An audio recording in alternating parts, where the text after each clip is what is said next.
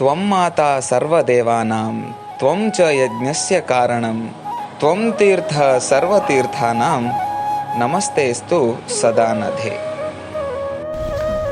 ಎಂಥ ವಿಪರ್ಯಾಸ ಅಂದರೆ, ಜನ ಬೆಂಗಳೂರಂದರೆ ಬರೀ ಟ್ರಾಫಿಕ್ಕು, ಪಾರ್ಟಿ, ಪಬ್ಬು ಅಂತ ಅಂದ್ಕೊಳ್ಳೋ ಈ ಸಂದರ್ಭದಲ್ಲಿ ಇಲ್ಲೂ ಒಂದು ಗೋಶಾಲೆ ಅಥವಾ ಈ ಥರದೊಂದು ಜಾಗ ಇದೆ ಅಂತ ನಂಬೋದಕ್ಕೂ ಅಸಾಧ್ಯವಾಗಿದೆ. ಬನ್ನಿ ಅದರ ಪರಿಚಯನ ಮಾಡಿಕೊಡ್ತೀನಿ.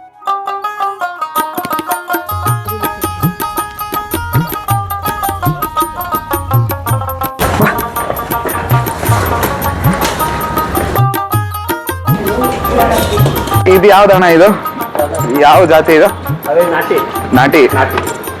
ಇದು ಗೀರು. ಇದು ಗೀರಾ? ಅಲ್ಲಿ ಗೀರು ಹೊರಗಡೆ ಬಿಟ್ಟಿದಾರ. ಗೀರ್ ಅಂತಾರೆ. ಗೀರ್ ಗುಳಿ ಅಂತೀರ. ಇದು ನಾಟಿನೇ.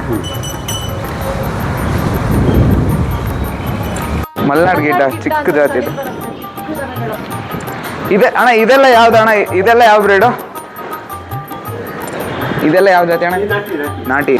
ಭಾರತೀಯ ಸಂಸ್ಕೃತಿಯಲ್ಲಿ ಗೋವಿಗೆ ಬಹಳ ಮಹತ್ವವನ್ನು ಕೊಡ್ತಾ ಬಂದಿದ್ದೇವೆ ನಾವು ಪೂರ್ವಜರಿಂದಲೂ. ಇದೇ ರೀತಿ ಮುಂದುವರಿತಾ ಇದೆ. ಇಂತಹ ಒಂದು ಸಂದರ್ಭದಲ್ಲಿ ನಮ್ಮ ಬೆಂಗಳೂರಲ್ಲಿ ಈ ಥರದ ಒಂದು ವಾತಾವರಣ ಇರೋದಕ್ಕೆ ನಾವೇ ಧನ್ಯರು. ದೇವಸ್ಥಾನ ಅಂತ ಹೇಳಿದರೆ ತಪ್ಪಾಗೋದಿಲ್ಲ. ಯಾಕಂದರೆ ಗೋವಿಗೆ ಮಾತೆಯ ಸ್ಥಾನವನ್ನು ಕೊಡ್ತಾ ಬಂದಿದ್ದೀವಿ ನಾವು. ಇಟ್ಟರೆ ಸೆಗಣಿಯಾದೆ, ತಟ್ಟಿದರೆ ಬೆರಣಿಯಾದೆ, ಸುಟ್ಟರೆ ವಿಭೂತಿಯಾದೆ, ನೀನು ಯಾರಿಗಾದೆಯೋ ಎಲೆ ಮಾನವ. ನಮ್ಮಲ್ಲಿ ಒಂದು ಉಲ್ಲೇಖ ಇದೆ, ದನಗಳ ಸೇವೆ ಮಾಡೋದ್ರಿಂದ ನಮ್ಮೆಲ್ಲರ ಪಾಪಗಳು ಮುಕ್ತಿಯಾಗುತ್ತೆ ಅನ್ನೋದು.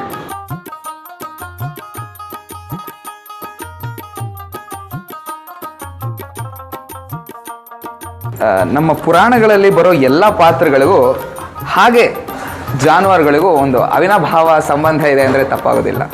ನೋಡಿ, ಶಿವನ ವಾಹನ ಆದ ನಂದಿ, ಗೊಲ್ಲರ ಕೃಷ್ಣ, ಅದೇ ರೀತಿ ರಾಮನ ವಂಶಸ್ಥರು ಕೂಡ ಗೋವುಗಳನ್ನು ಪೂಜಿಸಿದ್ರಿಂದ ನಾರಾಯಣ ರೂಪದಲ್ಲಿ ರಾಮನ ಜನ್ಮ ಆಯಿತು ಅಂತ ಒಂದು ಕಡೆ ಉಲ್ಲೇಖ ಇದೆ.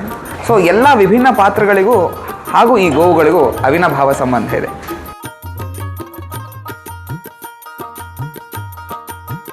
ನೋಡಿ, ನಾನು ಹೇಳಿದ್ನಲ್ಲ, ಶಿವನ ವಾಹನ ನಂದಿ. ಶಿವನನ್ನ ಹೊತ್ತು ಪ್ರಪಂಚದಾದ್ಯಂತ ಸುತ್ತೋ ಭಾಗ್ಯ ಯಾರಿಗೆ ಸಿಗತ್ತೆ ಹೇಳಿ? ಇವಾಗಿನ ಯಾವ ಕಾರಿಗೆ ಸಿಗತ್ತೆ? ಅಂತಹ ಭಾಗ್ಯಶಾಲಿ ಈ ನಂದಿ. ಇದು ಕೂಡ ಒಂದು ದೇವರ ಸ್ವರೂಪ. ಬಾ ಬಾ ಬಾ ಬಾ ಬಾ ಬಾ.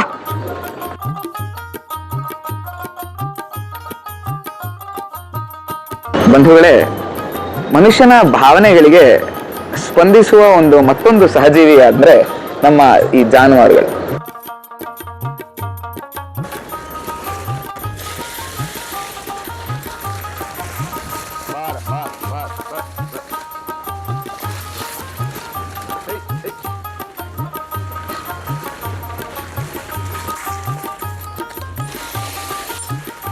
ಎಲ್ಲಿಂದ ಎಲ್ಲಿಗೆ ಸಂಬಂಧ ನೋಡಿ. ನಾವು ತಿನ್ನೋ ಆಹಾರನು ಮತ್ತು ಈ ಜಾನುವಾರುಗಳು, ಅದು ಹೇಗಪ್ಪ ಎರಡು ಸಂಬಂಧ ಇದೆ ಅಂತ ನೀವು ಕೇಳ್ಬೋದು. ನಾವೇನಂತೀವಿ ನೈಸರ್ಗಿಕವಾದ ಗೊಬ್ಬರ ಅಂತ.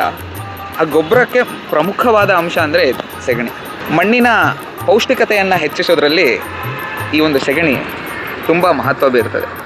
ಅದೇ ರೀತಿ ಕೃಷಿಕ ಇವಾಗಿನ ಕಾಲದಲ್ಲಿ ನೋಡ್ಬೋದು, ಎಲ್ಲವೂ ಕೆಮಿಕಲೈಸ್ಡ್ ಆಗ್ತಾ ಇದೆ, ಅಥವಾ ಎಲ್ಲವೂ ಏನು ನೈಸರ್ಗಿಕವಾದದ್ದು ಯಾವುದೇ ಪದಾರ್ಥಗಳು ಸಿಗ್ತಾ ಇಲ್ಲ. ಇಂತಹ ಸಂದರ್ಭದಲ್ಲಿ ನಮ್ಮೆಲ್ಲರ ಜವಾಬ್ದಾರಿ ಏನಂದರೆ ಗೋಯಿಂಗ್ ಬ್ಯಾಕ್ ಟು ಬೇಸಿಕ್ಸ್. ಅಂದರೆ ಹಿಂದಿನ ಕಾಲದ ಪದ್ಧತಿಯನ್ನು ಉಳಿಸ್ಕೊಂಡು ಪರಿಸರ ಜೊತೆ, ಯಾಕಂದರೆ ಪರಿಸರ ಬೇರೆ ಅಲ್ಲ, ನಾವು ಬೇರೆ ಅಲ್ಲ. ಮನುಷ್ಯ ಕೆಲವು ಸತಿ ಸ್ವಾರ್ಥಿ ಆಗ್ತಾ ಇದ್ದಾನೆ ಅಂತ ಅನಿಸುತ್ತೆ. ಯಾಕಂದರೆ ಇದೊಂದು ಬರೀ ಪ್ರಾಣಿ ಅಲ್ಲ, ಒಂದು ಭಾವನೆ.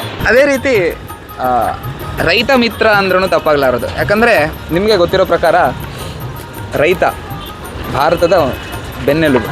ಈ ರೈತನ ಎಲ್ಲ ಚಟುವಟಿಕೆಗಳಿಗೂ ಒಬ್ಬ ಮಿತ್ರ ಅಂದರೆ ಈ ನಮ್ಮ ಜಾನುವಾರುಗಳು. ಇವಾಗ ಏನು ಹೇಳ್ತೀವಿ ನಾವು, ಆರ್ಗ್ಯಾನಿಕ್ ಫಾರ್ಮಿಂಗ್, ಒಂದು ನೈಸರ್ಗಿಕವಾದ ಒಂದು ಗೊಬ್ಬರವನ್ನು ತಯಾರಿಸೋದ್ರಲ್ಲಿ ಜಾನುವಾರುಗಳ ಪಾತ್ರ ಬಹಳ ಮುಖ್ಯವಾಗುತ್ತೆ. ನೀವು ಇಲ್ಲಿ ನೋಡ್ಬೋದು, ತಾಯಿಯ ಹಾಲಿನಷ್ಟೇ ಪವಿತ್ರವಾದ ಹಾಲಂದರೆ ಗೋವಿನ ಹಾಲು. ನೋಡಿ, ಈ ಕಾರಣದಿಂದಲೇ ನಾವು ಗೋವಿಗೆ ಮಾತೆಯ ಸ್ಥಾನವನ್ನು ನೀಡಿದ್ದೇವೆ. ಈ ಒಂದು ತಾಂತ್ರಿಕ ಯುಗದಲ್ಲಿ ಈ ಒಂದು ಗೋವುಗಳ ಜೊತೆ ಇರೋದೇ ಒಂದು ನೆಮ್ಮದಿ.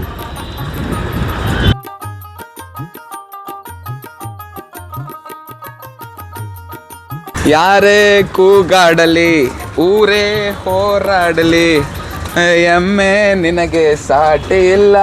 ಮಳೆಗೆ ಬಿರುಗಾಳಿ ಚಳಿಗೆ ನೀ ಅಳುಕದೆ ಮುಂದೆ ಸಾಗುವೆ. ಅರೆ ಹೊಯ್ ಅರೆ ಹೊಯ್ ಅರೆ ಹೊಯ್ ಅರೆ ಹೊಯ್